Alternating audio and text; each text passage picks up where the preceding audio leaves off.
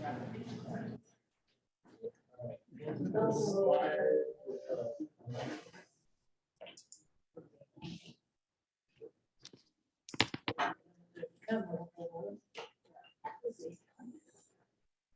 right. So I think everyone knows that Fred Clarke from Sunset Valley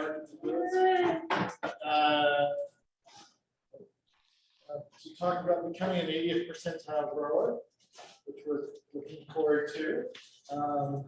We have show and tell tonight.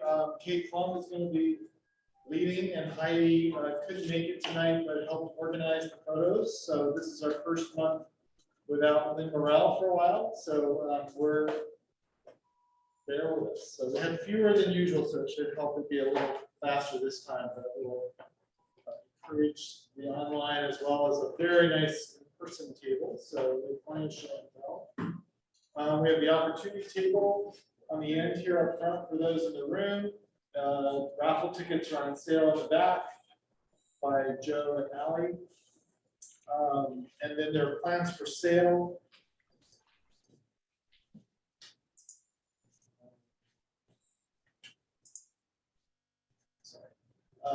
My friend on the far table sitting over there. And we'll also have gift certificates that we've been using all year. Thank Fred for that. We're having a discussion with the board about cutting back on those, I think. So we're trying to encourage more and more in-person attendance. And we welcome your feedback about what incentivizes you to attend. What would you like to see for next year? So let us know as we talk about it before. Fresh. All right, so other activities. Some central judging is going on now in the room next door, as well as mid-month on October 15th down in Paloli on a Saturday morning. So the daytime judging there. And another chance mid-month for things in the county mid-month. The information there as always, as well as in the newsletter on the website, as well as Sierra Nevada judging that will be going on tomorrow at the Sacramento site. Next announcement, our upcoming events. So POE is coming up the last weekend of February again. We are still we've got our reservation in, we've got all the vendors. There's 22 vendors, I think, are paid.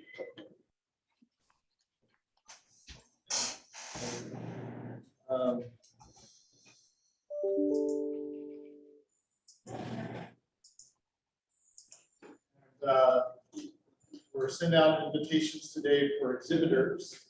We're going to be wanting volunteers as usual. So the show committee's next Monday with the combo at the board meeting at Mishi's studio. So Mishi's here in the back. And hosted very nicely the last couple of times. So if you haven't been, you should definitely come and check it out. Grab chairs and come right up. Oh, for sure. That's for sure. Weekly pass. Oh, do you want to announce the awards? No, there wasn't one. Oh, all right. I tried. All right. Right. And so everyone's welcome to the show committee. We're in the throes of planning. We have a few months, so come join us and contact us if you have questions about it. And Jonathan finalized the design, which I think you've all seen here. That's going to be the celebrating diversity. It's a nice design. Yeah. So I don't see him here tonight, but Jonathan's put in a lot of effort to get stuff ready for us. So on the next slide, we also have other events. So besides the meeting I mentioned next Monday night at 7. It'll be on Zoom as well as in person. There's a pre-meeting potluck starting at 6 at Mishi's, and then at 7 the board meeting starts. And 7:30 to 8:30 will be the show committee. Also, December 3rd, mark your calendars. There's going to be a greenhouse tour in Half Moon Bay, Kennedy, Jacobson's place, and Mitch is also going to be opening up for the first time up here for new earth orchids, right? And he's really kind of spearheaded this, so we want to thank Mitch for all he's done to contribute to the society this past year. So anyway, the arrangement is from 10 to 3, Saturday, December 3rd, but Ken wants you to email him to get a time slot because he doesn't want everyone showing up at 10. And so he wants to try to like space it out. So he asked that you email him to arrange a time slot to plan who's showing up and when. Well, and maybe carpool if you can. Parking is extremely limited. Yes. Okay. So people ask for greenhouse tours. We're trying to get them on a quarterly basis to get an event and get people to see how this is going. Next month, there's no speaker, no online meeting. It's just in person in the room next door, I believe. If we have a good turnout, we'll probably use the auditorium. It will be a potluck, so as usual, we'll supply a main dish and some stuff, and everyone brings stuff, and it's a potluck style social. There will be plants available. Everyone gets a free plant, and there'll also be extra plants for opportunity table, as well as show and tell. So that's next month, December 6th, on the first Tuesday of the month, person only. And then the next 2 months, in January, Tim Culberson's doing the first talk of the month on zygote hybrids. So there's John.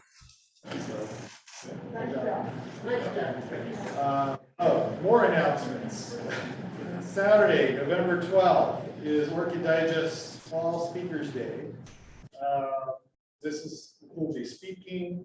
Please support Orchid Digest. I also mentioned for the AOS this past weekend. So if you don't belong, join them or attend some of the events. There's a lot of good content, a lot of other people to meet. So take advantage of these. It's available online. And then at my house on November 19th on Saturday, I'm hosting the Bay Area Florida Alliance meeting. If you've never been, it's a great opportunity for $1. $1, you can get as many plants as are available. There's usually a large opportunity table. The experienced growers will be bringing, usually you can get Draculas and all kinds of fun plants to grow even outdoors here. So if you haven't been, at least come. And it starts with a potluck lunch from noon to 1, and then the meetings from 1 to 3, and then the all right. Is that it? Oh, new members. So welcome to all the new members. Catherine, I saw was here. Welcome. Matt, Stephanie, Linda, and then Anna and Kevin. I don't know if folks are online. I didn't get a good chance to see, but introduce yourself when you get the chance, and welcome to the meeting. So without further ado, we're ready to introduce Fred. Yeah. All right, you're stuck. So instead of I won't read everything. So I think Fred, a lot of people know Fred for many years as the owner and expert reader he is, a grower, and we're going to hear about how to become a bird grower in Sunset Valley, Michigan, California. He's been growing for 42 years, hybridizing for 38 of them, and it's truly his passion, and I think that will easily come across even just listening to him in the room. You'll get that. He's pioneered work in the Catasetum, generic hybrids. I think a lot of people are aware of the black orchid. His name. So, I guess I'm saying wrong. How's it say? The silent E is what throws everybody, so it's Fred Clarke Ara. Fred Clarke Ara. Fred Clarke Ara. So if you haven't owned one, you should get Fred Clarke Ara. And they're really, to me, they look like they're really deep red, but they're black. Right? Some are black, some are red. They're all different colors, but Some are spotted. the black ones are black. So I'm gonna stop. You can read this. You've seen it in your newsletter. I don't want to take any more time. We're thrilled to have Fred in person here, and I'll turn it over to him.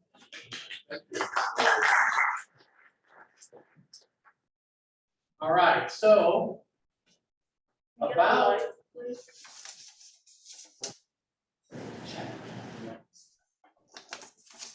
there we go.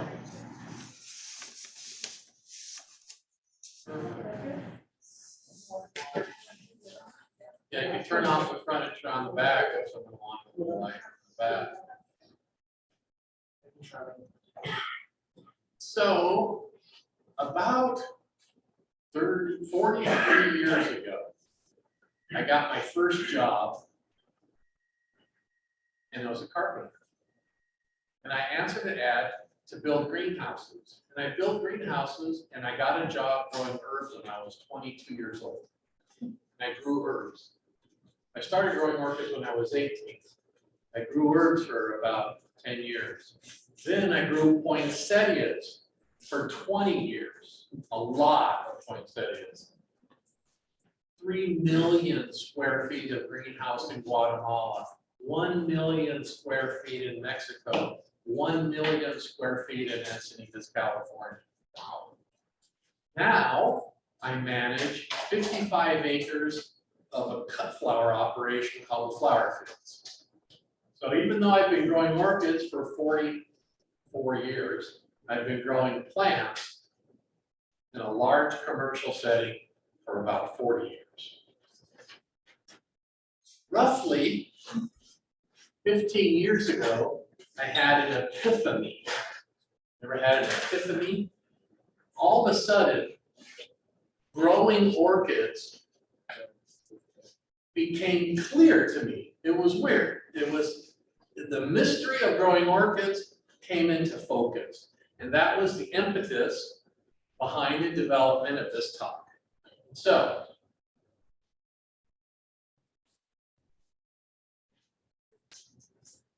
becoming an 80 percentile grower, what does that really mean?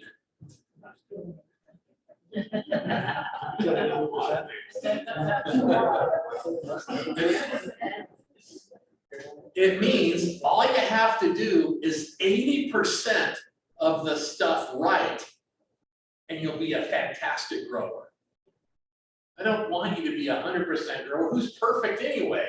Just be an 80 percentile grower. And so there's 4 things I believe. Watering, light, temperature, and proper repotting. This is what's going to give you 40% of your, I think 40, 80% of your success. And everything else is only 20% of your success. So it's just 4 things you have to focus on. Okay. But before we go too far into that, I want to talk about the truth. Okay. All the orchids on this table here are epiphytes. Epiphytes live on the sides of trees. Most of the orchids that we grow as hobbyists are epiphytes. Okay, there's some exceptions, right?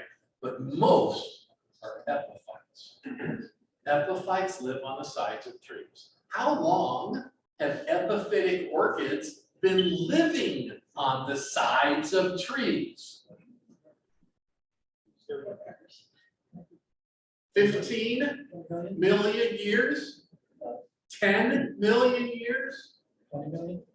Right in there, right? Epiphytic orchids. Some scientists will tell you as much as 20 million years, okay? Let's just say 15, split hairs. 15 million years living on the side of a tree. That's a long time. Let's put this in perspective. You know what Homo sapiens are? Us. How long have Homo sapiens been walking around this planet? 4 million? Depending on who you ask. around 250 to 300,000 years. We're not talking millions, you guys. We have not been on this planet a million years. 250,000 years, that's it. So orchids have been living on this planet a long time. We have a lot to learn about observing orchids in nature. And we're smart enough to know that if they've been living for 15 million years, they got a lot to teach us. Okay? So they live on the sides of trees. Any debate? Anyone want to debate this? Okay. Truth number 2. Sides of trees are well drained. Okay. Deny that either, can you? Millions of years on the sides of well-drained trees. That's how orchids grow that we grow. That the roots get wet and dry out fast for millions of years. This is normal for your plant. If you try to do something different than normal, your plant doesn't like it. Leaves and roots get lost in circulation. You always hear people talking about air movement around your plants. What about air movement around the roots? The roots are up in the tree with the leaves. The roots get just as much air movement as the leaves. There are not a lot of nutrients on the side of the tree. What does that mean to you? That means that orchids have evolved for all these years in a low nutrient environment. And if you live where resources are scarce, what do you learn to do? You learn to get those resources, those scarce resources, and use them. So orchids become very good at capturing scarce nutrients and water. This all has to be true, because if an orchid plant didn't do these things, it would not have passed its genes forward to survive, to be around today, to be talking about it. Okay, all epiphytic orchids require this.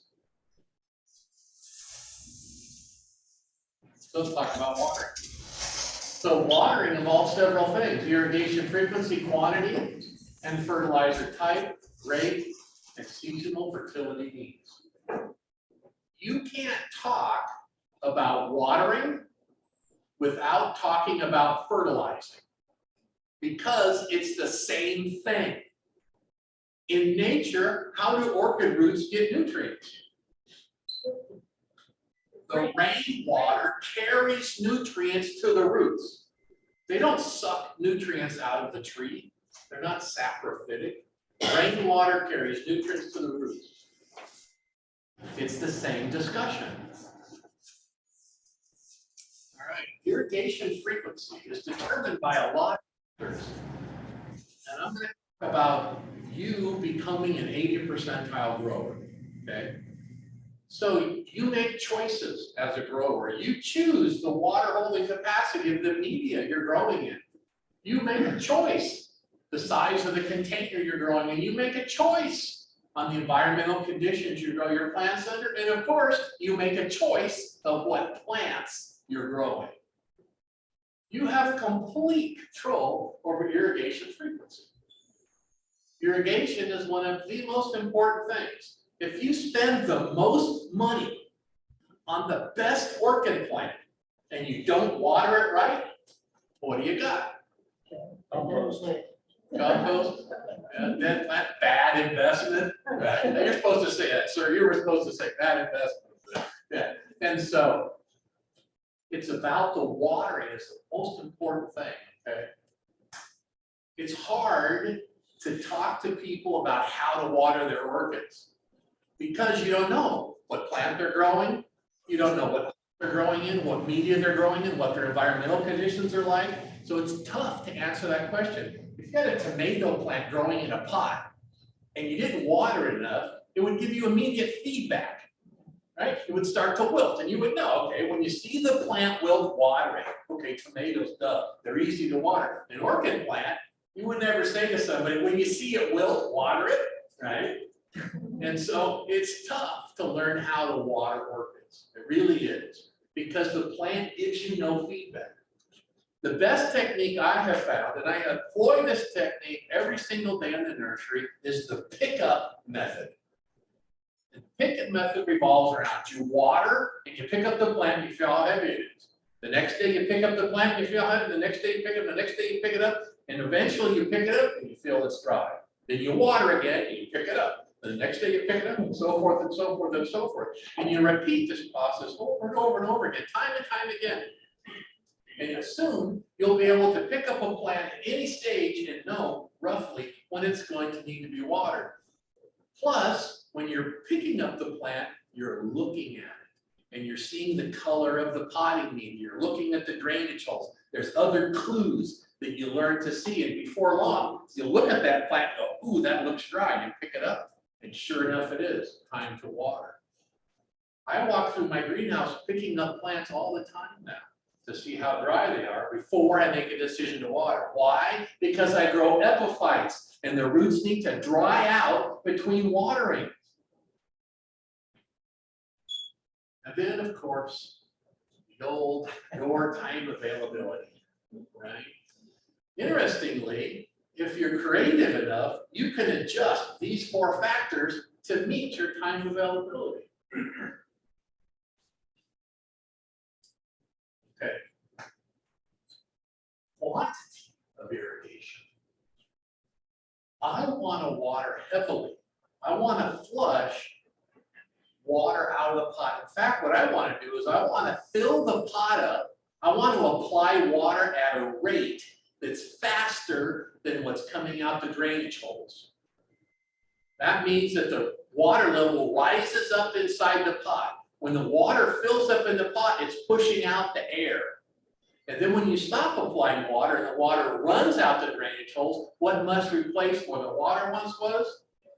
Fresh air. How do you oxygenate a root zone in a pot? By watering. You water at a rate faster than draining, and you stop watering and the water is out, fresh air sucks in behind it. That's how you get air around the roots. How many of you guys remember Terry Root with the Orchid zone? I know some of you more senior growers remember that. And what did Terry always say? He always likened it to a piston in the cylinder. Where the piston would come up when it fills with water, and then when you stop watering, the piston goes down and sucks air into that root zone. You should say that over and over and over again to people. It's the same exact phenomenon I'm talking about here. When you water this way, you thoroughly wet the entire root system. So the whole root system is working to your advantage. It's all wet. And then when the water runs out, you get fresh air. If you only water half your pot, only half the roots are working for you. You want to be an 80 percentile grower? Get all the roots wet. Now,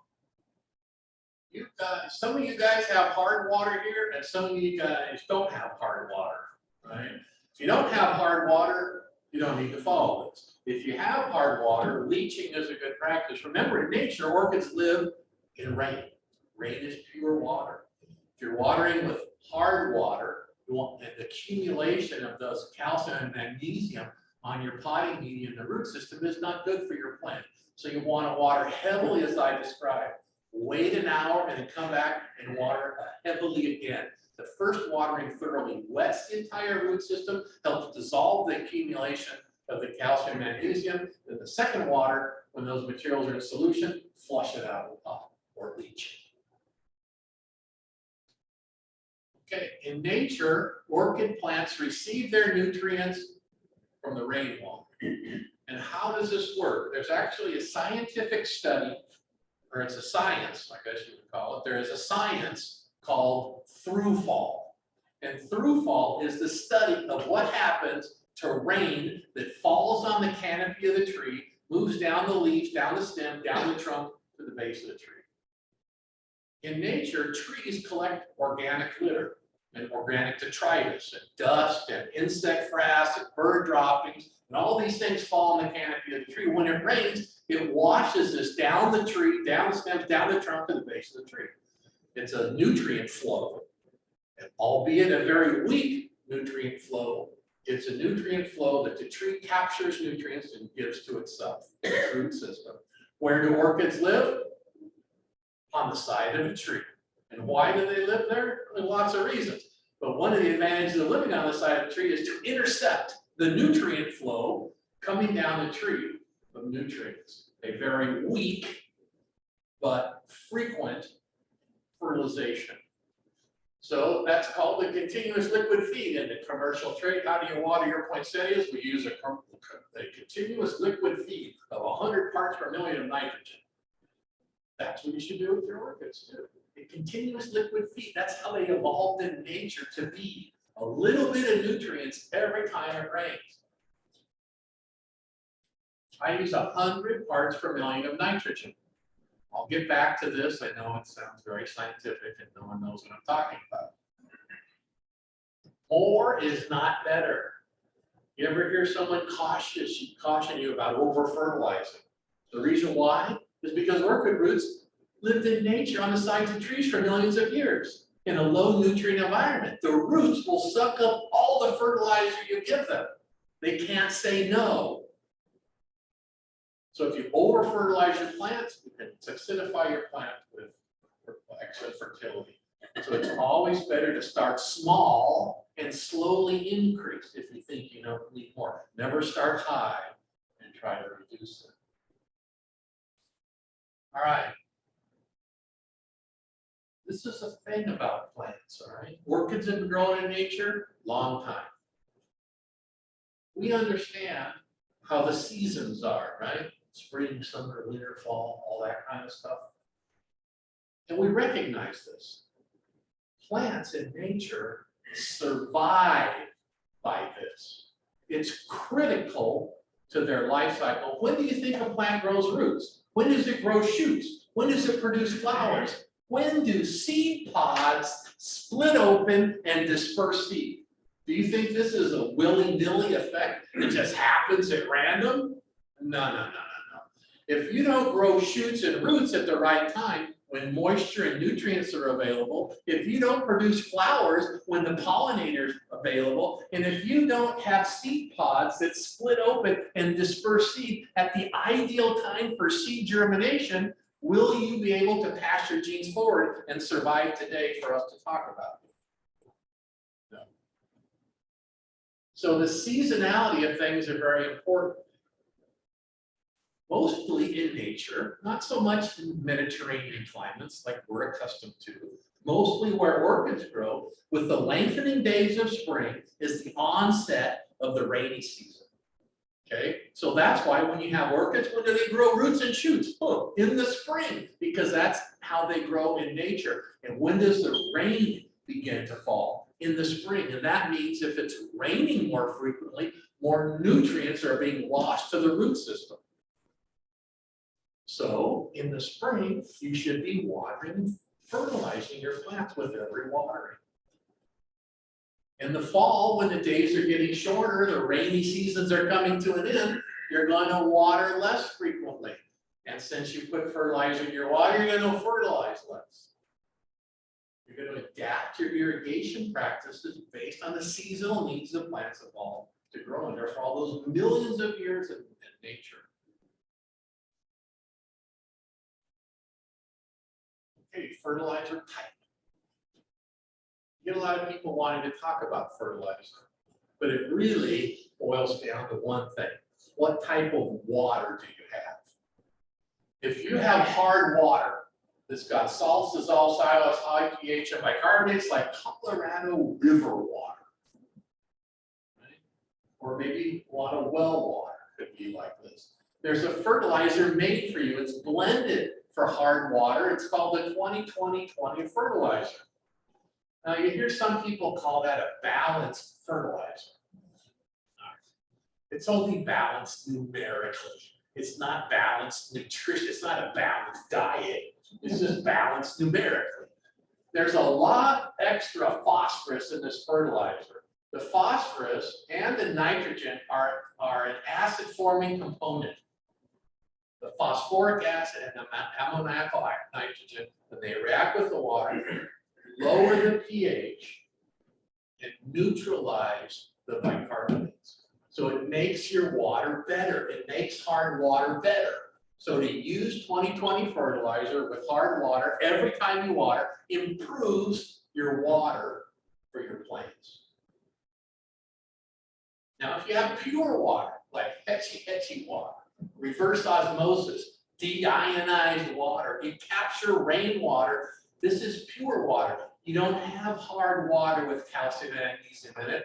So you use a fertilizer like a 15-5-15 with extra calcium and magnesium added back in. Calcium and magnesium are very important for your plant's growth. 20/20 fertilizer doesn't have any because there's more than enough calcium and magnesium in the water naturally. That's what makes it hard. So with pure water, you need to use a CalMag, a 15-5-15 CalMag. The nitrogen is mostly in a nitrate form, so it won't acidify the water. It's got the proper phosphorus levels for your plant's needs, and of course the added calcium, magnesium, which are very important for growth.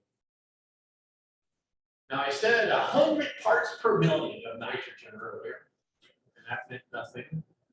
That really means this: 1/2 teaspoon per gallon. That's all that is. 1/2 teaspoon of fertilizer in a gallon of water every time you water, once you match your fertilizer type to your water quality. And you do that every single time you water. When you're watering more frequently in the summer, you're fertilizing more frequently because there's water in your fertilizer. So if you water 3 times a week in the summer, you're fertilizing 3 times a week. In the winter, when you're watering once a week, once every 2 weeks, you're only fertilizing once every week or once every 2 weeks. You naturally adjust the fertilizer that your plant needs based on the seasonality, just like what happens in nature through irrigation. All you gotta remember is to put 1/2 teaspoon in a gallon every time you fertile, every time you water, and you're done. There's nothing else to talk or think about. It's that easy. This is exactly what I do in my nursery. I've been using this approach for over 20 years at Sunset Valley Orchids. It works exactly like Mother Nature had intended it to work. There's no, secret stuff or special stuff going on. You just put a little bit of fertilizer, you match the fertilizer to your water quality, you put a little bit of fertilizer in your water every time you water. You're done. Mother Nature has proven this works for millions of years. So why not join the team? Sometimes you get discussions about ideal pH. And it gets a little scientific here. But we grow orchids in a soilless medium. You don't grow in soil, right? We grow on bark or in other material that simulate epiphytic environments. Look at the ideal pH for a soilless medium is between 5.4 and 6. Pretty low. If you were thinking about plants, you would say 6 to 6.6 or 6.7. The ideal nutrient availability, this green shadowed area, occurs at about 5.7. Ideal. That's why 20/20 fertilizer acidifies it with all that ammoniacal and phosphorus to lower the pH of your pH 7.5 water coming out of the Colorado River to bring these nutrients into ideal availability. All right, so that's water. I spend 80% of my time talking about water. That's how important it is, you guys. It's about watering. Light. Okay, orchids prefer filtered direct light.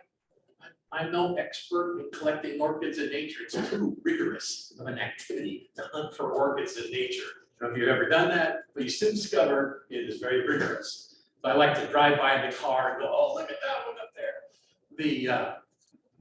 But I'll tell you, whenever I've seen orchids in nature, the best looking plants are growing in dappled sunlight.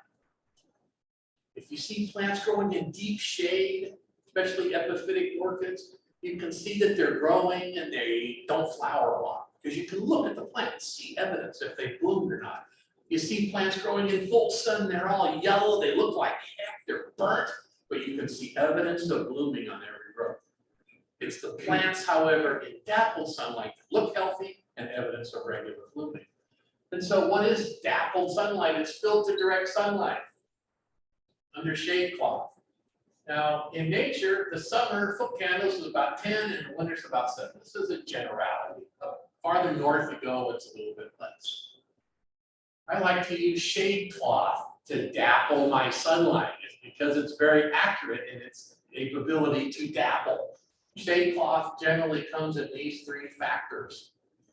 And so in the summertime, under 55, 65, and 75% shade cloth, you can see the effect on the foot candles of light coming through. In the wintertime, with the lower light angle, you can see the same effect with the same shade factors. I generally grow my orchids between 2,500 and 3,500 foot candles, which means in the summertime, I need shade like this, and in the wintertime, shade like that. So in my place, my greenhouses have 55% shade factor permanently built into the roots, which give me about ideal light levels in the winter. And I like it to be a little brighter in the winter. If I had a choice, a little brighter, the days are shorter, it's going to be cloudier, it's colder, so sunlight shining into the greenhouse helps warm the greenhouse. And we all know how utilities cost money. In the summertime, though, it's too bright. And I don't like going in my greenhouse when it's 100 degrees in there. So I add 35% more shade in the summer to knock that down to about 3,000 foot candles. Now, when I was 50, not that long ago, climbing on the roof of the greenhouse, pulling 120-foot long, 35-foot wide sheets of shade cloth was exhilarating. That's crazy. Now that I'm 60, it's terrifying. It's a long ways down. It's a long ways down. And I would like to come back to speak to you guys in the future. And so I've been considering the 65% year-round idea. That would get a little dark in the winter and a little bright in the summer. But that might be ultimately the solution to this problem. Because you got to climb on the roof of the greenhouse twice, once in the spring and then once in the fall to take it off. Okay. Now, some people in this great country grow outdoors in the summer and indoors under lights in the winter. That's about 80% of this country do that. We're blessed to live along the coast. And we talked about seasonality earlier. Day length plays an important role in seasonality. And so if you're growing indoors under lights, you need to prescribe to this. April through October, your day length should be about 15 hours. In November, you need to turn it down 1 hour to 14. In December, down another to 13, January to 12. That gives you a 3-hour change. And in February, you add an hour, March, another hour, and you get back to the 15-hour schedule. The plants need to sense the changing seasons in your underlight growing environment. If they don't sense the change, they won't know when to grow shoots, when to grow roots, when to produce flowers, and when to split their seed pods open. Now, there is one exception. If you grow only equatorial orchids. Then you set it at 12 hours and you leave it like that year round. But most of us don't. So the ideal light levels are about like this. There's some exceptions, but this is the generality. Phalaenopsis, the lowest light loving, between 1,000 and 1,200 foot candles. Then you see past and bulbophyllums. You see another group there, Catasetum, Cattleya, Dendrobiums, and Oncidiums, zygos, and then you start to see Alcibidiums and Bandas are at the high end of the scale of light.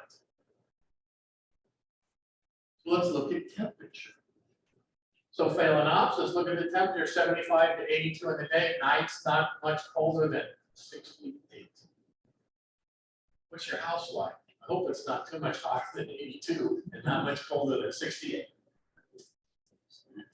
75 to 68 sounds just about perfect. maybe 72 to 68. That's how my wife likes it. Paphiopedilums, you can see how they group. Look at Catasetum, Catleoncidium, Dendrobiums, and you get here to Zygopedilums, 45 Cividiums, 40, and then whoops, well, there's Vandas all by themselves. We put these two charts together and colorize it. You can hardly grow Phalaenopsis and Vandas together. If you did, you would, if you grew Vandas with Phalaenopsis light that never bloomed, and if you grew Phalaenopsis with Vandalite, they'd be fried. But if you were an excellent Phalaenopsis grower, I bet you could grow Paphiopedilums and Globophyllums with them and fit in there really nice. Where do frags fit in there? Frags also fall right in here too, a little cooler maybe, but right in the same line. Frags are kind of terrestrial, however, so they're not so much epiphytic. They really like to have their roots much wetter than most orchids. Yes. When you mean caps, you mean monii and complex, not multiflorals. This would still work for multiflorals, maybe a little brighter, but there's just a generality here.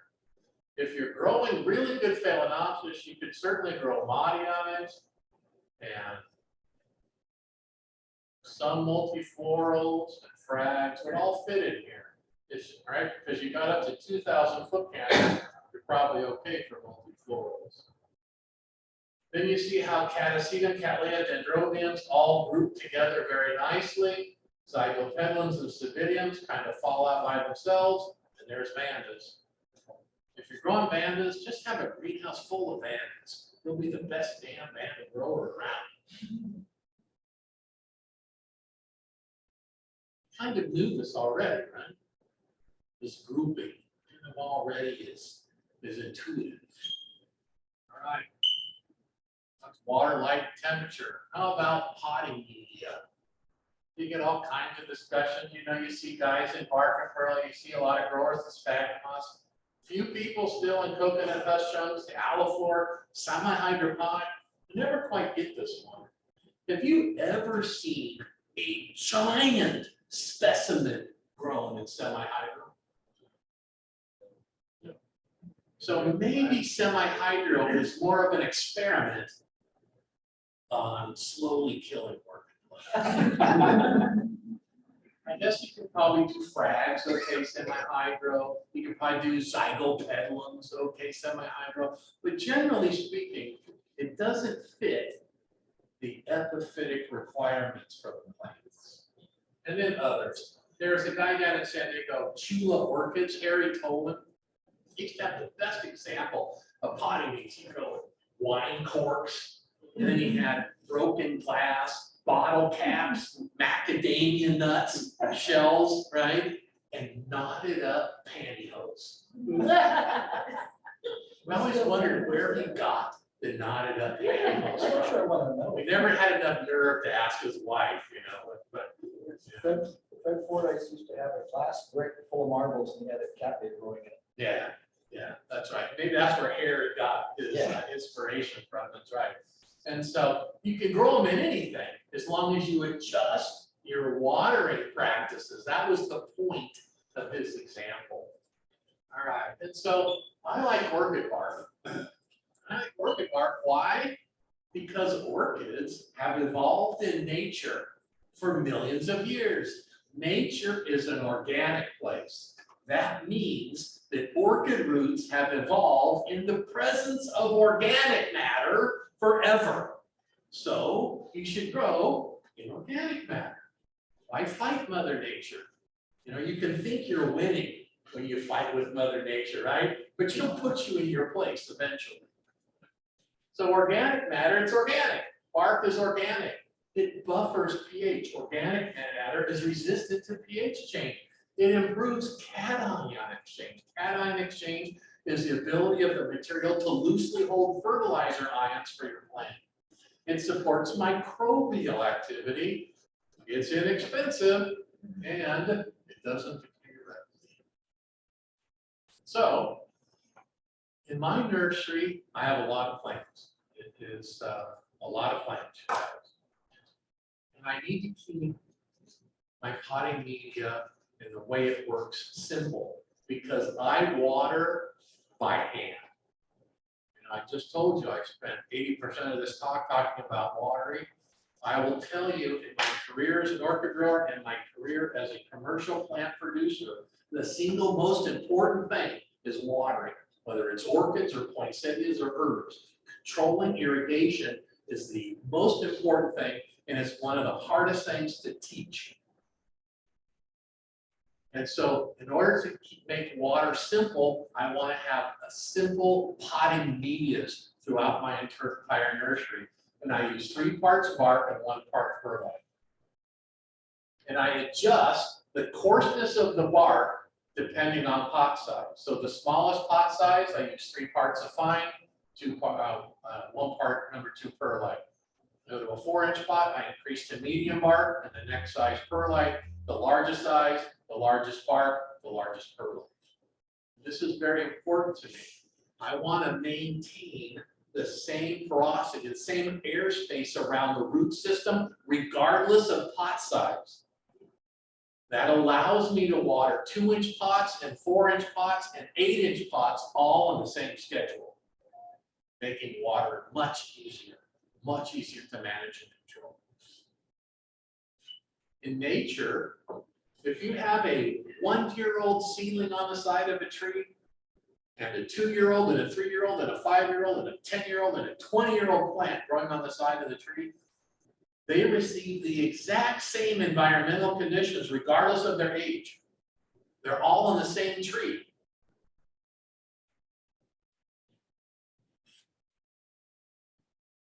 Repotting. Okay. In nature, orchids have evolved to do certain things at certain times seasonally. And they do these things to coincide with the access to moisture, to nutrients, to pollinators, and so forth. So when do you repot? You repot as new roots are showing. That's when you repot. I'll tell you why. In nature, orchids have been living on the sides of trees for a long time. And they have to deal with everything Mother Nature throws at them. If it's a wet year, a dry year, a cold year, a windy year, a hot year, if a tree limb grows out on the side of the tree and shades off the orchid plant from the sun, it's got to deal with it. If a lightning strike comes down and hits the side of that tree and blows that limb off, and now that orchid plant's growing in full sun, it's got to deal with it. And they're survivors, and they've done this for millions of years. They're fantastic at this. I'll tell you, there's one thing that orchid plants never learn to do. That's jump from tree to tree. So what does that mean? We're talking about repotting. Orchid plants never learned how to deal with a rapidly changing root zone environment. They've been stuck on the tree their whole life. They've never changed their root zone environment. So what are you doing when you're repotting? It's a rapidly changing root zone environment. So let me tell you this, why do you repot when only new roots are showing? Because the environment that roots form in is the environment they want to stay in. I just said the same thing, just differently, right? And I can prove this to you. Have you ever had an orchid plant, cattleya plant, grown over the side of the pot with beautiful air roots on it? Hard, beautiful white roots. And you go, okay, I got to repot this. And you carefully remove the media, you put it in a new pot, you fold those roots and you put bark around it. And you ever noticed that a few months later, those perfectly healthy air roots are all dead? Or how about if you have a plant in a pot and they're beautiful, you pull it out, beautiful white root system, and you're going to transfer it to a mount. And they're perfectly healthy, you tie it on the mount, you take care of it, only to discover that a few months later, all those perfectly healthy roots are dead. Right? We've all seen that. That's because the environment roots form in is the environment they want to stay in. A rapidly changing root zone environment leads to root loss. It's inevitable. How about this? Have you ever taken a little orchid plant and put it in a big pot, be confident that you will not repot soon. Forever. Forever. There's a good chance we'll never repot that again. There's a good chance, right? So it was a self-fulfilling prophecy. You took that little plant, I'm not gonna have to repot this plant soon, and sure enough, you didn't have to. How many times have you done that? Oh, I've done it 100 times, 200 times, I don't know how many times, an infinite amount of times. Does anyone ever explain to you why that doesn't work? Right? We just all learned that through the school of hard knocks. But no one ever talks about your failures. Do you really want to talk about them? Okay. The reason why it doesn't work is because, remember that little 1-year seedling and the 2-year seedling and the 3-year seedling, the 4-year seedling, the 5-year-old seedling on the side of that tree? They get the same treatment. So if you take a little tiny orchid plant, you put in a big old pot that stays too wet too long, you've broken the truth, the rule.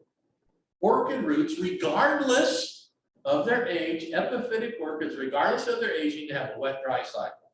You can't take a little plant and keep the roots right all the time and expect it to thrive. And then the repotting process. So here we go. Here's a plant with a new growth coming over the side of the pot. Look at that. Right? You ever hear the veteran grower say, repot when you see new growth? You hear that occasionally. I would say to you that about 30% of all orchid species grow their roots after they flower. So if you repot it now, right when this plant needs its root system, you gave it a rapidly changing root zone environment. And the roots didn't like it, and the plant, have you ever repotted your favorite orchid plant only to watch it to decline and eventually perish? You know what you did wrong? You repotted at the wrong time. New roots didn't grow soon enough to take over for the damage that you created to the old roots, and the plant perished. Now, there's something I wish I knew right now. I wish I knew when this plant produced new roots. If I knew when this plant rooted, I could make an intelligent decision. It's on your tag. That's only the cross number. And so now you have to wait, because you all have a responsibility because you heard this talk. You just can't go out there willy-nilly repotting because you want to become 80 percentile growers. So when you see this, you have to wait unless you know better. Since I don't know when this plant roots, I gotta wait. So I'm waiting, and I'm waiting, and I'm waiting, and I'm waiting. And now, I wish I knew when this plant rooted. And so now, several weeks, months later, a couple of root tips are coming out. Repot now. Right now is the time to repot. More roots are going to follow. You don't want those roots to get too long. Repot right now. Problem is, I had a big honeydew list.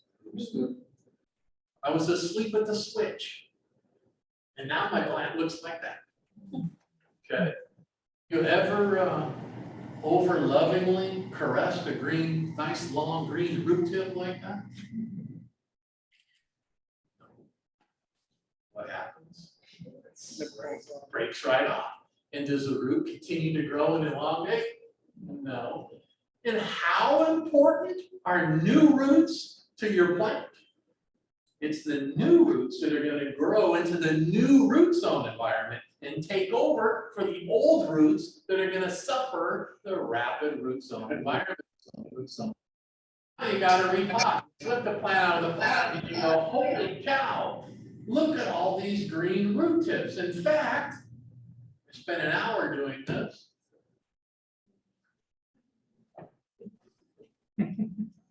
Okay. How many green root tips are in this little tiny area? I don't know, I think it's 30. There's 30 green root tips right there. Have you ever heard the distinguished orchid speaker say, remove all of the old potting media? Yeah, you've heard that, haven't you? Yeah. We as adults, the word all is not subject to interpretation, right? All is all. I got a 19-year-old son, great kid. I know if I walk into his room and I say, I want to see all the dirty clothes in the hamper, it will not happen. Right? Probably because he wants to mess with me. Now, I could mess with him if I walked in his room and said, I want to see most of the dirty clothes in the hamper. That would be a unique way to express yourself to a 19-year-old. He'd probably pick them all up just because. If you remove all that, what happens? You make a rake out of your hand. You get chopsticks, you get this hose with 60 PSI of water pressure and blast the root system clean of all. How many green root tips will survive? There won't be any, yeah. So you can't do that. So what I do is the back of the plant, the point farthest away from the front where the newest roots are, I reach in there and I start pulling out the old media. The oldest roots are the least effective roots, the least important roots, the roots that are going to suffer the most with the rapid root zone environment change, i.e. repotting. And I leave this front area, this tightly knitted web in the front, undisturbed. That means that 10 to 15% of the old potting media is still clasped in that root system, which is far better than breaking all those green root tips off. I then pick a pot for 3 years worth of growth, and I do so by positioning the back of the plant against the rim of the pot, allowing me to have the smallest pot with 3 years worth of growth. And I want a small pot. I want a small pot. Why? So it'll dry out fast. So I can water and have it dry out fast, simulating the epiphytic environment that they've evolved under. Now it's time to add the media. When you add the media, I remember when I was young and impressionable, I was about 18 years old at an orchid meeting, and old veteran growers up there, and he's potting his plant in front of the group, and he had a handle of a bat. And he was pounding the living daylights out of the bark down into the pot, just like, wow. Then he proudly picked up the plant by the green leaves and shook it and demonstrated how the pot wouldn't fall off, and that was proper repotting. How many green root tips would survive that? And you wonder why your plant fails after your repot? So if you had a lot of air roots on that plant, you would just leave them hanging out, or? I would repot before I had a lot of air roots, because I want to be an 80 percentile grower. Yeah, if you're gonna have all those air roots, remember what happens. They formed in the air. Yeah. And when you put air roots in a pot with media, they're gonna die, because it's not the environment they formed in. So, yeah. So if you have a plant with a lot of air roots, don't repot until new roots are starting, because those old roots are gonna fail, and you need the new roots to take over and eliminate transplantation. So yeah, I add a handful of bark. I grab the rim of the pot and shake it so the particles fall in and around. I reach in with my index fingers and pack it down, add a little more, shake it, and build up. When I get near the top, I press down on the sides. Never directly in front here, because if you did, you know you'd just be pushing that bark right into the green roots, the 40 green root tips. Then I loose fill this area, and I write a new tag. Then on the tag, I put the date. Remember, the roots are about 1 inch long, 2 inches long. It's been post-dated by 3 weeks. If you know when your plant's roots, you can make excellent choices on when to repot. Because the best time to repot is a week or two before new roots start. Then you can't break off the green root tips because you repotted before they grew. And I'll tell you, there's nothing better than the feeling of repotting your orchid plant and a week or two later to see a whole bunch of new roots come out and reestablish it. You want to be an 80 percentile grower? Repot just before your plant's roots. And how do you know when your plant's roots? By putting the date on the tag. Now, you might not even be repotting, and you're looking at your collection and you see a plant producing new roots. Write the date on the tag, because you'll need that a year from now, and you can say, oh yeah, I gotta repot this thing in March or May or whatever it is. You species growers probably already figured this one out, because species only grow roots once a year in most cases. Hybrids can often grow roots at multiple times, but with species, you get one shot. All right, so here's another example. Roots coming over the side of the pot, slip the plant out of the pot, oops, going too fast, and all the roots in the pot are dead. You ever have this? They're all black and mushy, and you just got a very small root system here. The plant is kind of long, and remember, if you take a little plant and you put it in a big pot, the roots fail, doesn't it? And it doesn't survive. So I'm reducing the length of the plant so I can down pot it, because I only have 3 or 4 roots on the whole plant that are only that long. I have a minuscule root system. Put it in the pot. I'm being very careful with the media not to break any of the green root tips. If you had 5 roots and you broke one off, that's a 20% reduction. If you broke 2, 40%. If you broke 3, you know, just throw it out. Add the media, and look at, there's not even 3 years worth of growth here. There's 1 more growth, maybe 2 at the most. I've underpotted this plant because I'm trying to save it. I have a little tiny root system, so I need a small root volume so those roots get wet and dry fast. Write a new tag and you put the date on the tag. You did it the same day as the other one.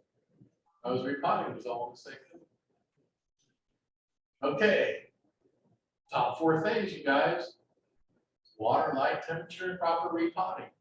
You know the reasons why? You know why now. A lot of people tell you how, but now you know why. And now you know how. And everything else is only 20% of your success. But wait. I'm not done.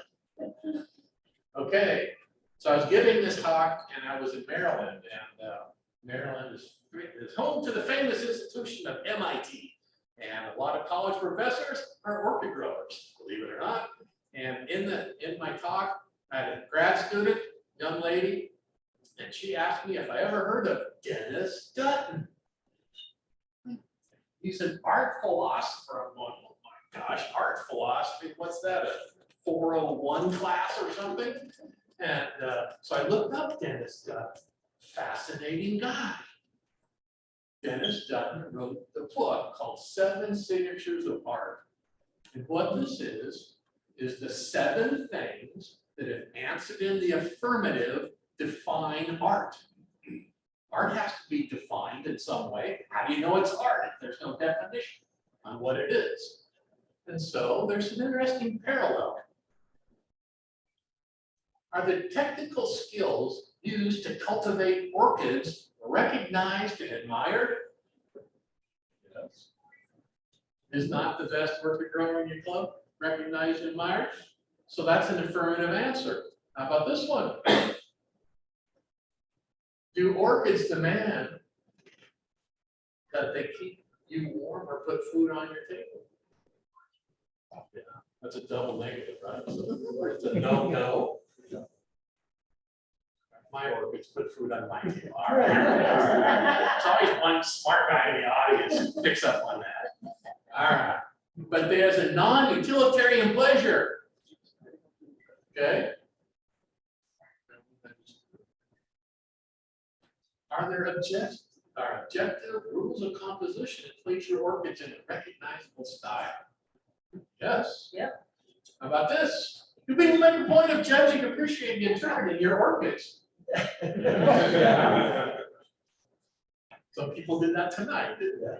Yes. How about this? Do your orchids simulate experiences of the world? Yes. How about this? Do your orchids set you aside from ordinary life? Yes, Some more than others. I'm gonna tell you something about y'all. This is a special group of people. You all know this. When you guys come to this meeting, there's a certain bond that we feel, a community that we have. It's such a strong bond that how many people are online sticking with this group who moved away? They're here today because they love what this means to them and they understand all of us. You can go to an Orchid meeting anywhere in this country, anywhere in the world, and join in on that meeting and feel what you feel today. Because we're all the same people. We're awesome people. How about this? Have you ever entertained the hypothetical world of what that seedling is going to look like when it blooms? Yes. We just answered yes 7 times. That makes orchids art, doesn't it? It does. Orchids are art. So what are you? Artists.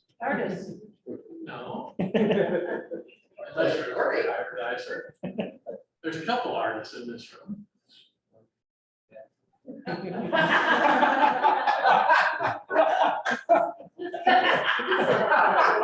Good one, good one. I planted them. Definitely not an 80% grower there. All right, you're the curator of your collection, of your art collection, of your orchid, you're curators.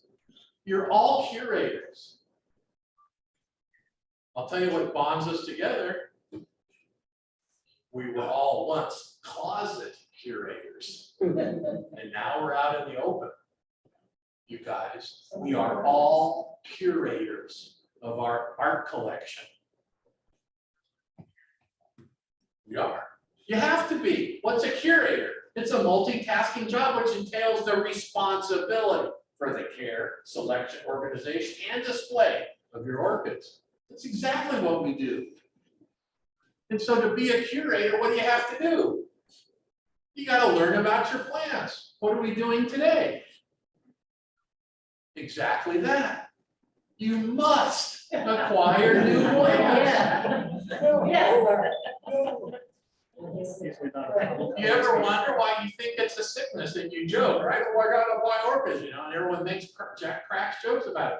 It's not because it's only because you're a curator. You have to. It's a requirement. There's nothing worse than stale art. You have to acquire more. That's what makes it beautiful. Yes, here's a fine example. Okay, how about this one? You gotta rotate out. Stuff that no longer inspires you needs to go. Why? When you first started growing orchids, you loved all kinds of things. And I'll tell you, on your journey as an orchid grower, you are going to become more sophisticated in your taste. It's inevitable. You can't help yourself. And so the plants that once inspired you may no longer inspire you now. That doesn't mean the plant is any less of a plant. It just means you've moved on. And so you have a responsibility still to that plant.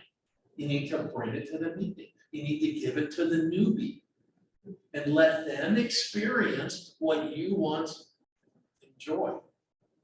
The pleasure you will get of sharing that plant with the new grower and letting them have that experience is important as anything.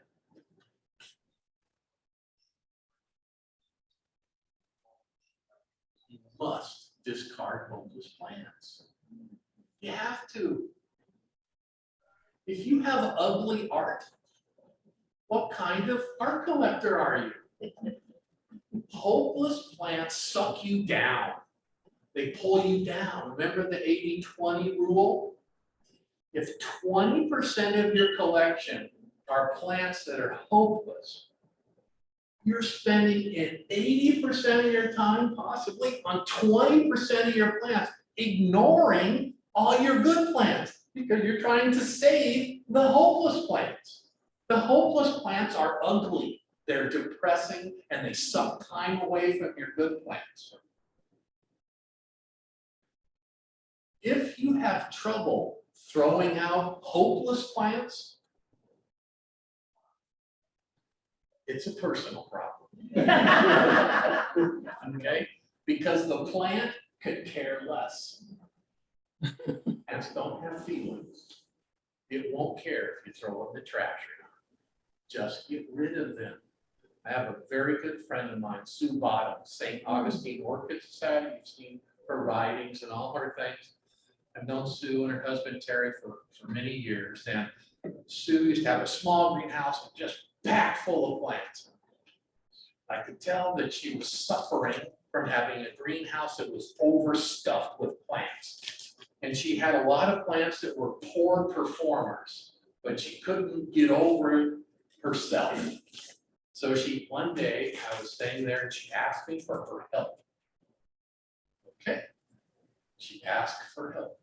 Instead of me helping her, she wanted help. Went out into her greenhouse and I knew exactly where to go. She had the stair step bench and this whole cross, maybe 10 or 15 plants of the same cross, big plants, terrible bloomers. And when it bloomed, it was one little tiny flower and a huge plant. Walked over, picked up a plant, walked outside, threw it in the trash. And Sue's but picked up another one. About the third or fourth plant, I knew I was getting to her limit. And I said, look at all the space. Have any of these plants been outstanding? Did your husband give these plants to you on your birthday? Did you name any of these plants after your firstborn child? Did you win any AOS award plants on this? No, no, no, no, no. So you have no sentimental attachment to any of these plants? No. We throw out the whole thing. Walked over to an area, she loves growing big, tall, standard cattleyas, big, giant bifoliums. There's a magnificent plant. Then in front of it is an okay division, and in front of that is a crumble bum division. Pick up the crumble bum division, start walking outside, and Sue goes, oh, I wasn't gonna throw this out, Sue. I'm putting it on the table so you can take it to the club and give it to a new orchid grower. Did this a few more times. I realized I was reaching the limit of her patience. About 2 months later, she calls in and says, Fred, I'm the best orchid grower. I go, Sue, what happened? What happened? I got rid of all my ugly plants. And all she had left was beautiful plants. And it made her feel better. When she felt better, she spent more time on her good plants. And when she spent more time on her good plants, they looked better and did better. An upward spiral by collecting hopeless plants is a downward spiral. You got to get rid of the ugly plants. You'll feel better and you'll be a better grower because of that. It's a tough one. It's a tough leap. Once you make the leap, though, you'll understand. You got to exhibit your flowers, right? It's your art. You've got to share your passion for orchids. You're a curator. That's what we do. Okay, so that was an hour and 15 minutes of talking. We haven't seen a single picture of an orchid flower. You realize that? This is an orchid talk. So let's look at some pictures. Cycnoches cooperi, female flowers. Here's the plant that got me hooked on growing cycnoches in the first place. This is Boris afixiae, Cycnoches Boris afixiae. Here's Cycnotes John. Look at the color of the lip.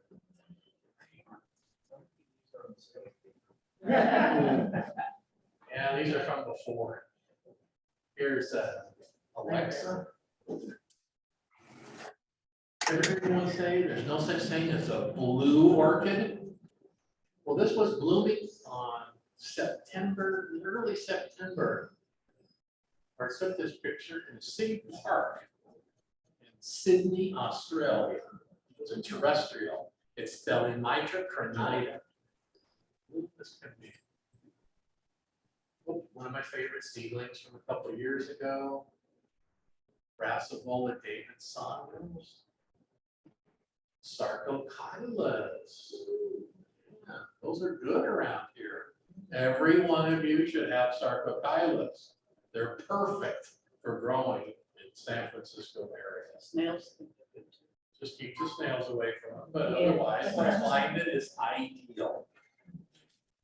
Lately, Anceps hybrids, isn't this wonderful? How about, ooh, this is Laughing Boy. This is Golden Circle. This was bred by Frank Fordyce. We mentioned him earlier. It's this is Golden Circle OPRL is the cultivar name. Orange petal red lip. Pink flowers and yellow lips, just one of my favorites. How about Campobus, Violation. Here's my model's hand. Gives you a sense of scale. Another favorite seedling a couple of years ago. Mini caps, red flowers with red veins. Pretty cool. Cattleya leopoldii, there's 52 flowers. And you see the arrangement wrapping across this way? Beautifully arranged. Now blink. See the arrangement coming across this way? It's a perfect double helix, both directions. Oh, here's Carlos with Catasetum pileatum, the alba and the Pierre Corre, the imperiality. Lobii, about Medusa. This is 3 feet across. Brachydiums. Your middle here on Kupowitz. So I was giving an example of Subata with her cleaning up her Elvis plants. So I also use this the same program. I just don't preach. I also practice what I preach. So I go through my greenhouse every couple of times out of the year. I have a 55-gallon trash can, a pocket full of trash bags. And I walk along and any plant that looks at me cross-eyed goes in the trash. I don't care what it is. If you're not doing well, you're out. And so this plant here, of course, gets a lot of attention. Whenever you've seen a red cattleya with the white lip. So I've been telling people for 3 or 4 years, oh, I threw this plant out. I don't know where it is. I haven't seen it bloom. Must have thrown it out. Peter T. Lynn, he grows his plants in my nursery. And so he knows I have this tendency to grow through and discard plants that they're hopeless. And so he saved this plant unbeknownst to me. So I've been telling people for years I threw it out. One day he shows up and he's got the plant in full bloom. Gorgeous, healthy, wonderful condition. Peter, you just made a liar out of me. Gives me back the plant, put it back on the bench, haven't seen it bloom in a couple of years. I asked Peter, hey, did you salvage the Carlos Diospina? And he said no. So that only means one thing, that plant's been discarded. A plant's worth is not judged by its flower quality. I mean, it can be if you're an American Orchid Society judge. But for me, being an American Orchid Society judge, it doesn't stop there. A plant has to grow well first and then bloom well. It's not a good plant if it doesn't grow good. So that's what happens in my nursery. If you don't grow well, you go out to the fur pasture and fertilize them. Something else. Mormodies, pretty cool. Orange flowered Mormodies. Fred Clarke auras. This is Fred Clarke aura dark thereafter. Here's Fred Clarke aura after dark, but it's a mirror stem mutation. I like that with this feather. Yeah, cool, huh? Then there is Fred Clarke aura Frank Smith. Here's Fred Clarke aura after dark black pearl. Here's the new breed. So here are Fred Clarke aura. So as a hybridizer, you're never satisfied. So Fred Clarke after dark was very spectacular, all this stuff, yeah. But see the gap here, and see the petals, how they come out, and see the small lip. Okay, so these are all things that are, yeah, okay. Color was great, lots of flowers, beautiful arrangement, but we continued breeding.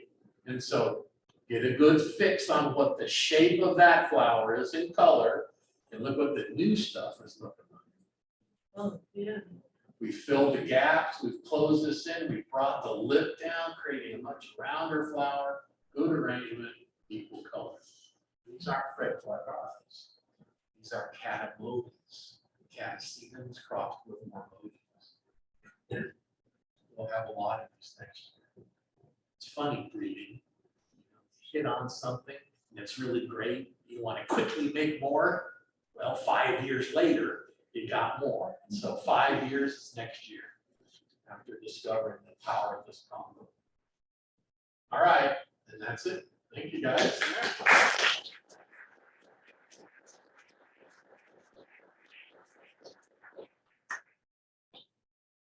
Good time for questions. I know I was very thorough, but there's got to be a question somewhere.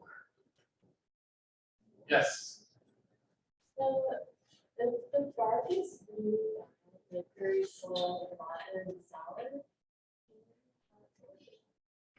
Yeah, so if the bark is really bad,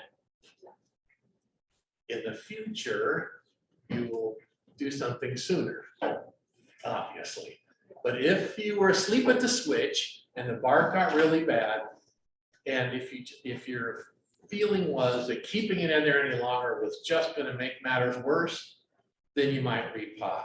You hope that you're repotting close to the time that new roots are going to grow.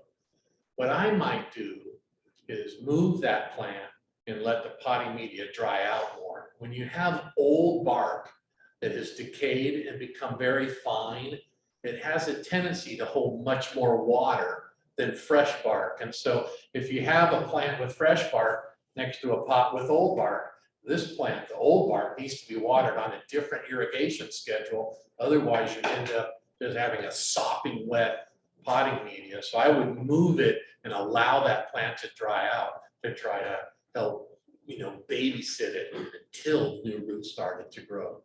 Because if you had a pot with a bunch of sopping wet bad bark in it, probably all the roots are dead too.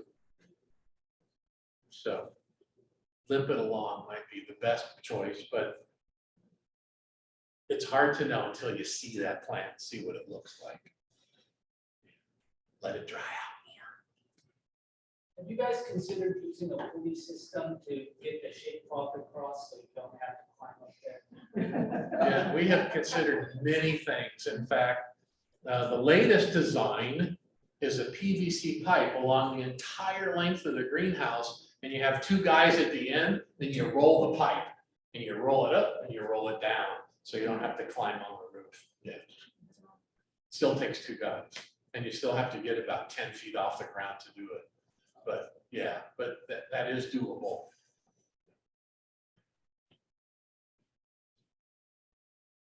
Yes. Oops, behind you. She beat you by 1 second. Oh, okay, well, I was like in that area of it's orchids on trees always grow their roots on the bark, or do they ever like stretch them out? Usually when you see epiphytic orchids in nature growing in trees, is the root attaches to the tree, but occasionally there are roots, hanging in the air, but most of the root, the vast majority of the root system is attached to the tree surface because that's where the water is and that's where the nutrients are going to be flowing. So if you're out in the air, you're just really getting rainwater. And roots, the purpose of roots is to capture nutrients, moisture, and be a hold fast for the plant. And so the roots usually attach to the tree to anchor the plant to the tree, which then allows them to pick up water and nutrients. But occasionally you'll get roots out of the air. Fred, this is Lisa. I'm remote, and this is wonderful. Thank you so much. Okay, well, good. I'm glad you enjoyed it. We do have an online question. Okay. Someone asked, do you wet your roots to repot or repot with dry roots? The photos you showed look dry. I always repot dry because I didn't talk about it in this talk, but I'm always worried about spreading virus, right? Most orchid viruses, they don't smell, you can't see them, you can't taste them, you don't know they're there. And so I treat all my plants as if they're virused. if you treat every plant as if they're virus, then you can't spread virus. So I put gloves on, although I didn't, in the older pictures, I didn't have the gloves, but I put gloves on between every plant. So I work on a stack of newspaper. So when you repot, you can fold up the newspaper and the gloves, throw it out, and you got a nice new clean.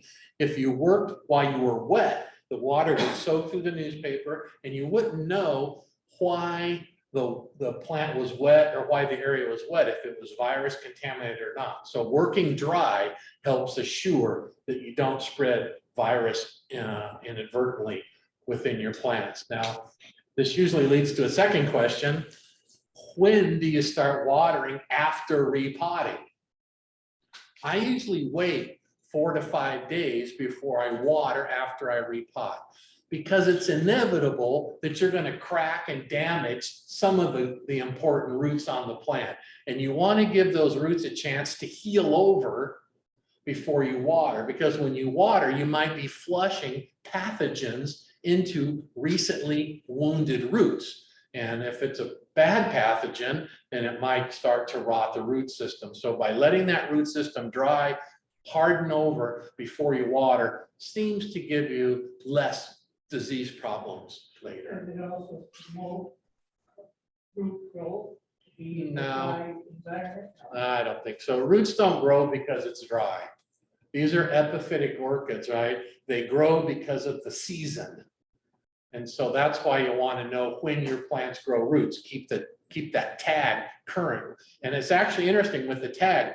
After keeping a log on your tag, after 4 or 5 years, you're going to have this whole row of dates. And you're going to look at that and you go, oh yeah, this plant roots twice a year. So I have 2 opportunities to root this, and so to repot this. And so the most important thing is to repot right before your plant roots. So then, and let the roots harden off and heal a bit, and new roots grow and it takes over. It will make a huge difference in your ability to grow good plants. So you're not soaking the bark before you repot So either? I do not, so it depends on what kind, salud. It depends on what kind of bark that you're using.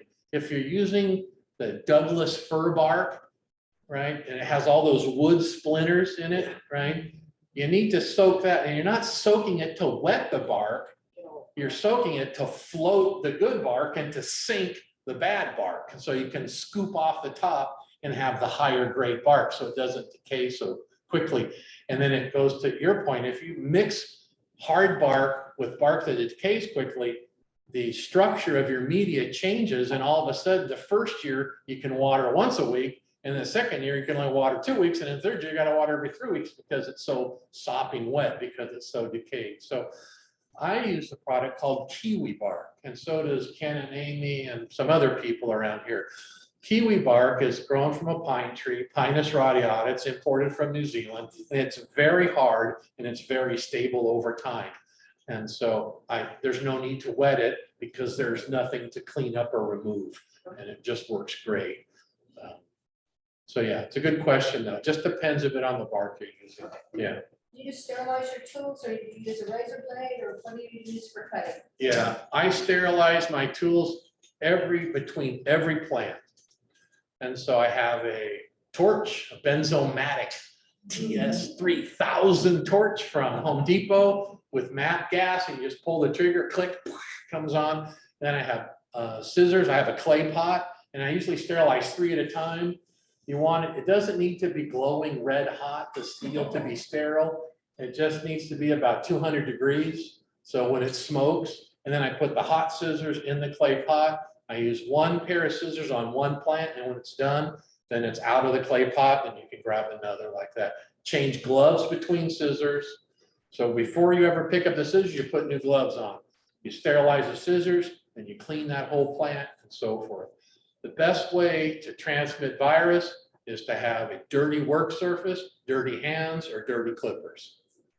Are there any chemicals that you can use, like they used to say the old TSP stuff we use? Yeah, you can use TSP. It's a little hard on the skin, TSP, because it's got a pH of 11 or something like that. And so it works by killing the particles, the viral particles. You have to let it soak. You need about 5 minutes of contact time with the TSP to be effective.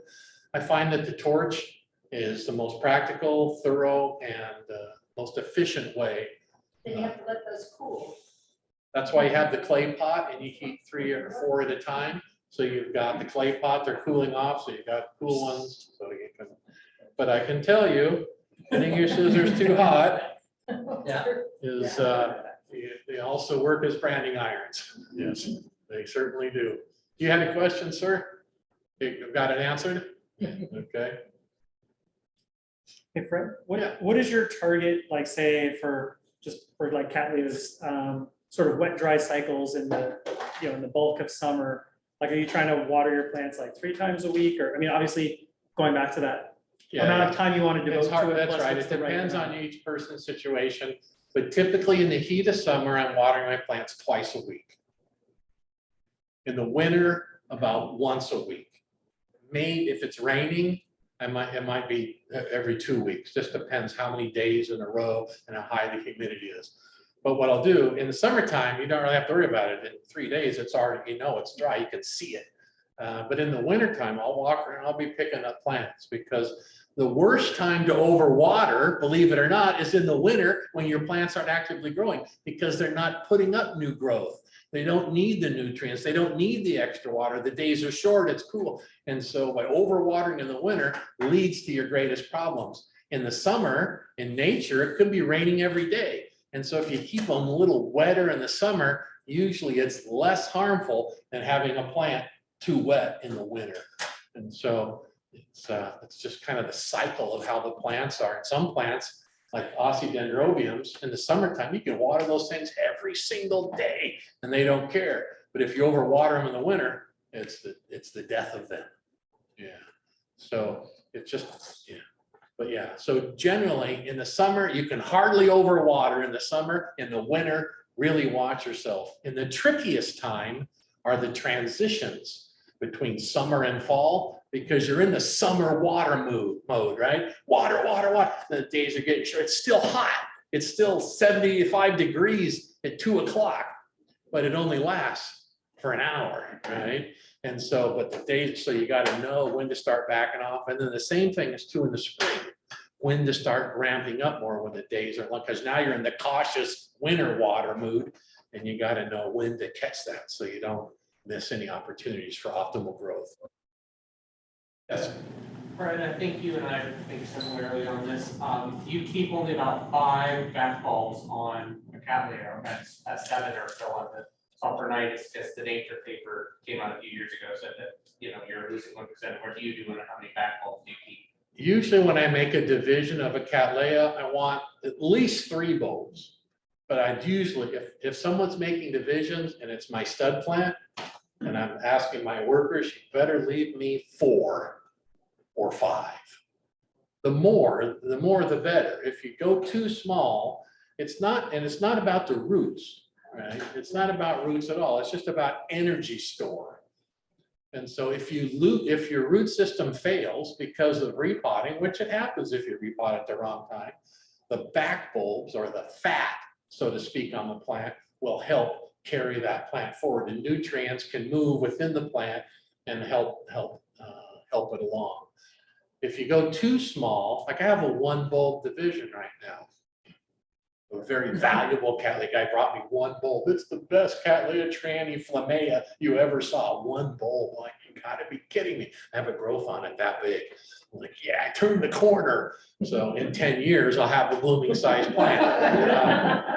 But by leaving 4 to 5 bulbs on a Cattleya is better than leaving 2 or But 3. even in the hobbyist market, the new research out is saying that it's, after the 5th back bulb, even for the hobbyist that isn't dividing, it's only producing less than 1% of the nutrients. Do you agree with that? I don't know. I say that my observations say that I want to have at least 4 bulbs on my plant for my division. The problem is if you make a division and you leave 5, 7 bulbs on it, now you got this big long plant. You know that all the old roots are going to be dead. And so now you have this big long plant and you're trying to put this big old long plant in a pot and you don't have any good roots, right? And so now you've overpotted the plant. So there's this relationship between the size of the division and the pot size for optimization of root zone and plant size. So big, long, you ever tried to grow Leyland in a pot? They're a nightmare, right? They grow, you can't get a diameter pot big enough to put the plant in. And why doesn't it ever work? Because you're over potted. Better put them on a mount, let them grow vertically. So, yeah, I don't know. 4 bulbs, all you need. How does mounting change your water instead? Good question. How does mounting change your watering? So when you're mounted, the roots are very similar to what they experience in the wild, right? And so when you have a mounted plant in the summer, you can water that plant every day. And that's what I do. I water my mounted plants every day with a small amount of fertilizer. When I use mounted plants, I use 50 parts per million, 1/4 teaspoon on my mounted plants every time I water. And all summer long, every single day, you water. Now that the days are a little bit shorter, and water 1 day on, 1 day off, 1 day on, 1 day off, and soon it'll be once a week during the very middle of winter.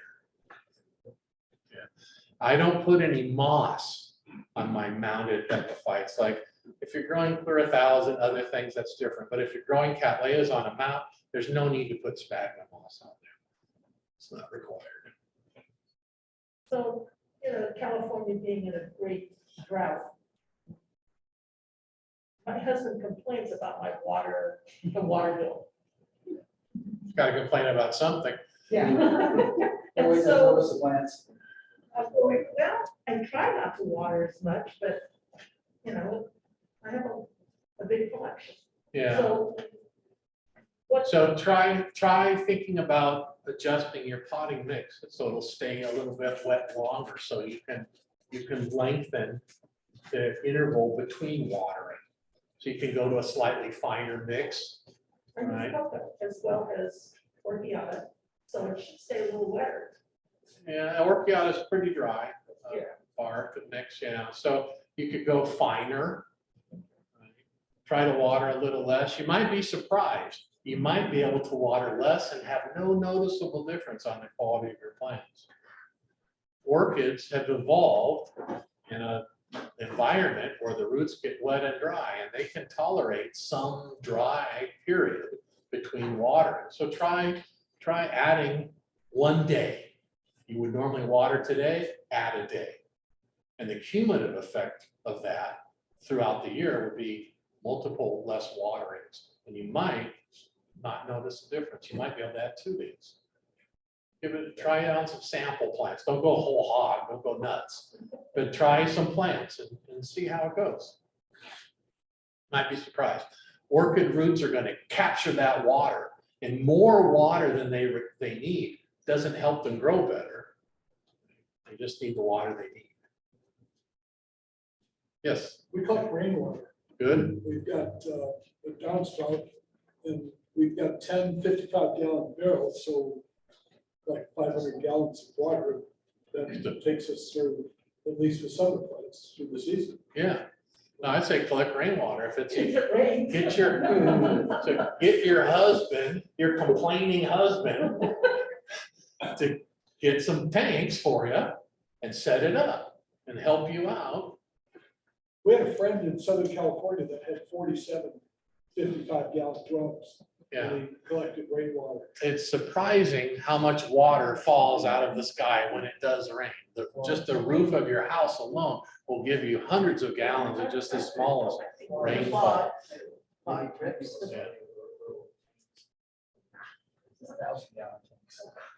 1,000-gallon tanks, yeah. They gather the rainwater off the roof, and that covers the whole summer. Yeah, Where am I yeah. gonna put that? I'm gonna get rid of some plants. Have your husband dig a hole and put it in there. That'll teach him. Or like me, put the plants on top. Any more? Final call? Questions? All right, thank you, guys. Yeah.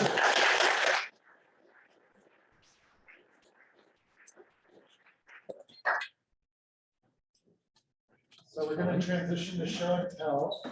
You're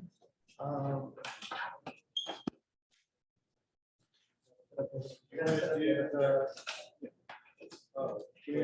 the So you have to reset up the. Oh, I turned off the projector. Yeah, I can use that. You can just turn So it you know what, in the meantime, I'm gonna start the show and tell Just as easy? plants in the room. While they're setting up the.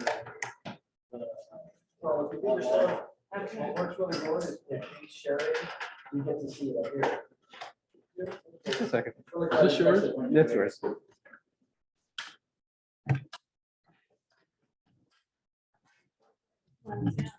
I'm Rob.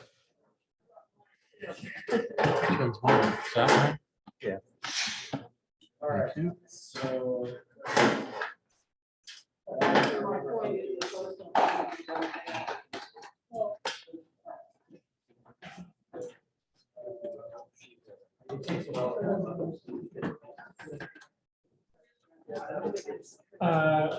Was Laelia mixta, which I think is Cattleya now, and I don't remember what they renamed it. They put it down as Cohoana. That's Cohoana. But it's like one of the. it's one of the. Yeah, it's one of the biggest flavors. Yeah, it's actually one of the best bloom that's ever put out.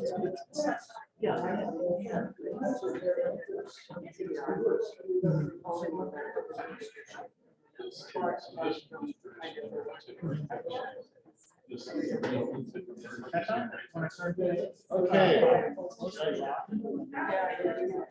You guys online can still hear us okay? Do you want help here, Jeff, or what do you want?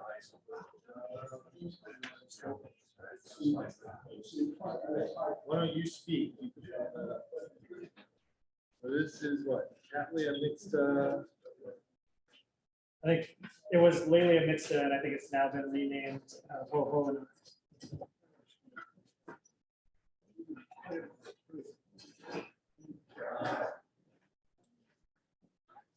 What's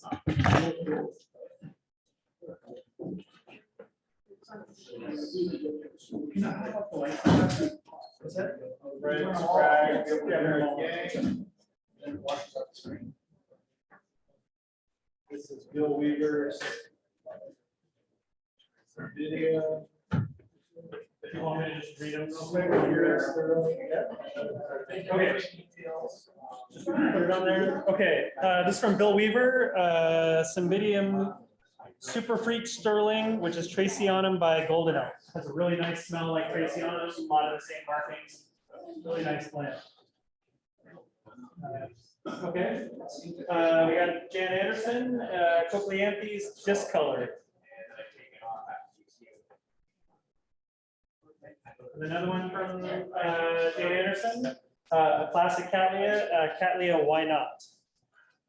One of the small Cattleyas with yeah, California. Oh, excuse me, California. We got another one from Jan, unidentified desert island. Let's go down to Malaya, which is what that is. And then another one from Jan. I just remember. Was it Rossalalia, North Miami? Does that have a nice nighttime smell? Yeah. All right. And then last, we have a nice Laelia Cattleya Memoria. He looks like he's a Lucas a little bit, which is probably now just Cattleya. Yeah.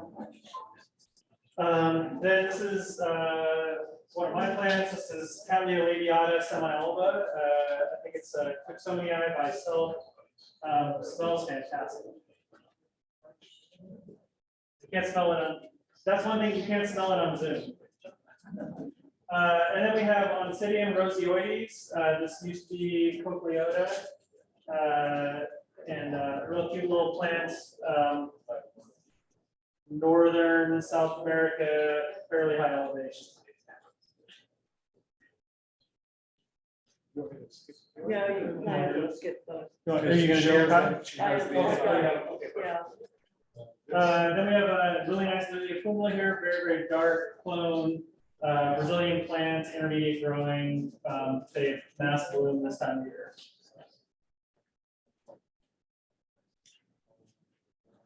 That one is online, Okay, perfect. as is this, but not this. Okay. So then we have the other Jeff Harris with Habenaria regnerii, is that right? Flamingo. Is that the color? Okay. Rubenesque. One of those great plants that goes dormant and for most of us never comes back. Yeah. Okay. We got a plan from Mitch Snyder. I have no idea what Rolf is. Rafaela. Rafaela. Okay. That's a new note to genus that I don't know. Creole. And then what is Or Sonua on steroids. Sonua on steroids? Okay. That's fun. Okay, so so this one has been doping, is what you're saying. Sonua has been doping with steroids? It does look like a giant Sonua. It's been smoking daffodils, the other parents. We got another one from Mitch here. What is it? Monotorial. Monochorial blushing carts.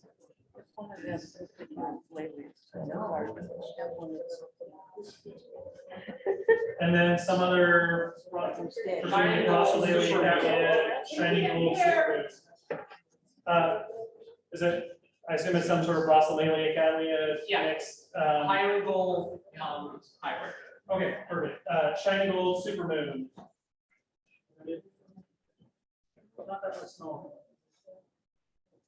We got a nice plant from Bill Weaver, Stenoglottis longifolia. Very, very pretty. Another one of those plants that goes dormant, and if you're lucky, it comes back year after year. If you're unlucky, you have a new pot that you can reuse. Another nice one from Bill Weaver, Laelia pumila. And then Don Nadler brought Maltasia Dark Star, one of the hybrids that's a Miltonia, Brassia, and I think that's actually Milpassia. And then Bill Weaver also brought Cattleya gaudii by Cattleya Lot Spot. Fred would probably know what actually went into these crosses, but it's presumably like some of the Brazilian bifoliate Cattleyas, like a Cattleya and something else. And then Dan Nadler also brought us Potnaria Hawaiian Krill Paradise. And really, really nice. I'm sure there's a Cerulean Bauringiana, like a Oranque Bauringiana in the background of that. Very, very pretty plants. He said it smells very nice at some point, but not that much smell right now. Very, very pretty plants. And I think that's all the plants that we have in the room here. So are we ready to transition? You can do the online ones? Yeah. Jeff, are you gonna run the slide for me? Adam's doing it. Cool. Do you want to sit closer to the mic?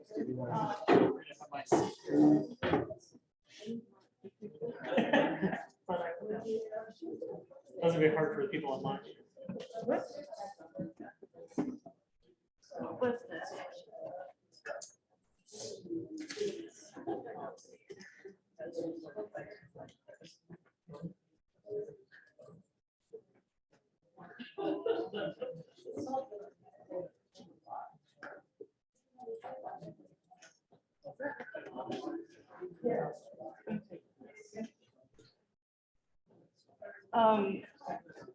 So a little more than 70% of you who answered the survey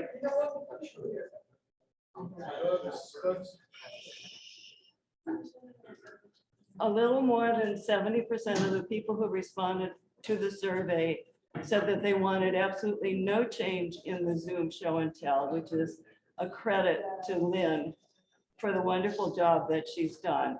I can only try to do that well. The first plant here is Jeff's Vanda tessellata, Mimi Palmer. It's from Southeast Asia. Jeff says it's very fragrant. He got this as a mail order, and it's bloomed regularly for him. Next plant is his Miltassia Dark Star. I should say here that Heidi is the one that set up the slideshow, and I'm sorry that she can't participate. The Miltassia Dark Star, which is about 3/4 Miltonia and 1/4 Brescia. It's a complex hybrid. Has very fragrant hyacinth smelling flowers, according to Jeff. Nice big 4-inch flowers. You can see it on the table here. And actually, Don Nadler gave me this a few weeks ago, and because he had extras, and he brought his bigger one. It's the same one over there. Oh, great. So we got 2 of them. Don's here in the room. So. Okay. And then here's Jeff's Dendrobium, Jonathan's Glory, Dark Joy, which is about half Dendrobium kingianum and the rest other Australian dendrobiums.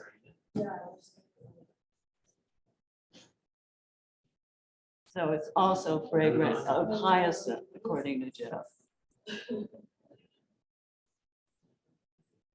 And then here's Dave Hermeyer's Leptodes bicolor.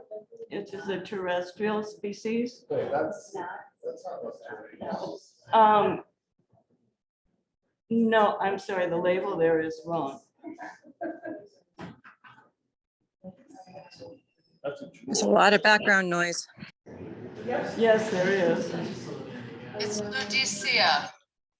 Ludecia. Yeah, it's Ludicea. You're right.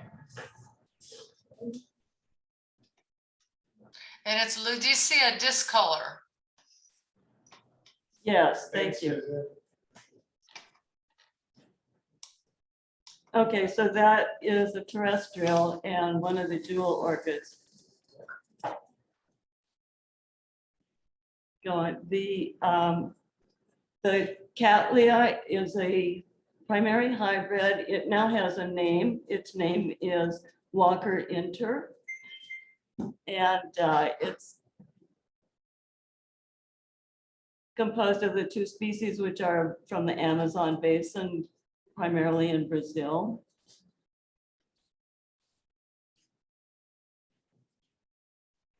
The next one is, this is Dave's Phalaenopsis lindenii, which he says is a cool grower and grows down to 45 degrees, but it is native to Luzon in the Philippines, which is pretty warm. So it's apparently quite adaptable, epiphytic species. Here's Judy Carney's beautiful Coleogeny asamica, species from the Himalayas in northern India and the surrounding countries as well. She's been growing this since 2014 in her intermediate greenhouse. Then Paul Berman sent us this picture of a plant we should all be able to grow if we could find it. I asked Paul where it came from because I've never seen it before. It's a species from the Pacific coast of Mexico by Oaxaca. And as you can see, it grows outdoors in San Francisco.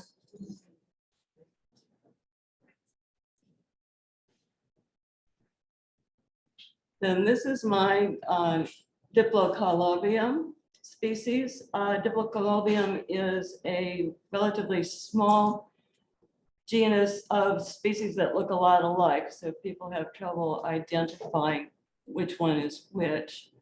It it blooms with a flush of ephemeral flowers. I got this at Mary Nesbitt's sale and it had a couple of buds on it. So I watched it so I could get to see the flowers, which I caught a picture of there. I grow that in an intermediate greenhouse. They bloom like this in the morning, and by the evening, they're turn colors, and by the next day, they're shriveled up. Yeah, they last at the most a couple of days. What are you growing it on? Sorry? What are you growing it on? That's on a stick that I got it that way from Marion. I had a couple that I grow on cork.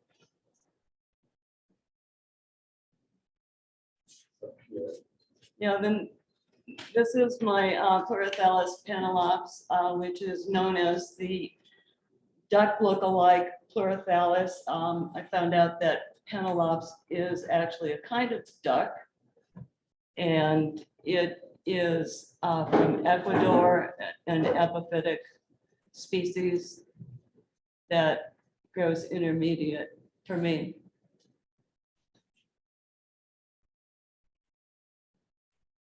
And here's my Scaphocephalum ovulare, which is named for its little egg-shaped flowers. I intended to bring that plant here and I lost it somewhere between home and here. I looked in the parking lot, but if anybody finds it, I'd love to have it back. It's one of the smaller Scaphocephalums. And it reblooms a lot. If you go back, if you can see, there's one kind of empty looking spike there. You never want to take those off unless they're really, really dead, because it will rebloom from the old ones. In fact, that one has a little flower coming on it now. Okay. Lisa's online. Okay, Lisa, this plant is now in RLC. It's Rhyncholalia cattleya. Now, the tag reads just the way you can. Oh, it got changed. Okay. The tag was a little hard to read, but I'm pretty sure that it's Hawaiian Wizard, which is a complex hybrid of more than 7 cattleya species that was created by Carmela Orchids in 1999. It grows pretty warm and likes good light. Next one. This is Winnie Wang's Hawaiiara lava burst, Puanani, which got an Award of Merit from the American Orchid Society. And this one also has a new name. It's Leomezia, Leomezia, composed of Leochilus, Rodriguezia, and Gamesa. It's a warm grower and also likes good light. And obviously it's getting what it needs to have such a nice blooming on it for Winnie. And then the last plant is Winnie's Wilsonara, which is now just Oncidium, Gay Spice, Electric Orange, which is composed of about 6 different Oncidium species, including what used to be Cochleota densiflora, which is also now an Oncidium. It likes dappled light and can grow in a wide range of temperatures. Thank you, Kay.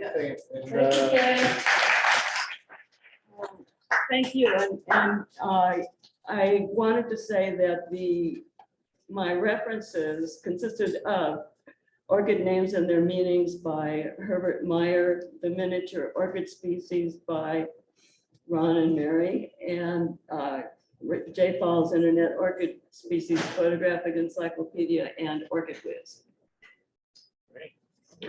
Thank you, thank you. Yes, so we're wrapping things up. Adam, did you get the names of people that wanted the online? Okay, so we're gonna shut down the online part of the meeting. And again, a reminder that there's no meeting till January online, because the December meeting will be live only with show and tell, free plants, and an opportunity table, and a potluck, starting at 7. So we're gonna shut down the online meeting and do the opportunity table in the room. So, thanks, everyone, and happy Thanksgiving. Thank you.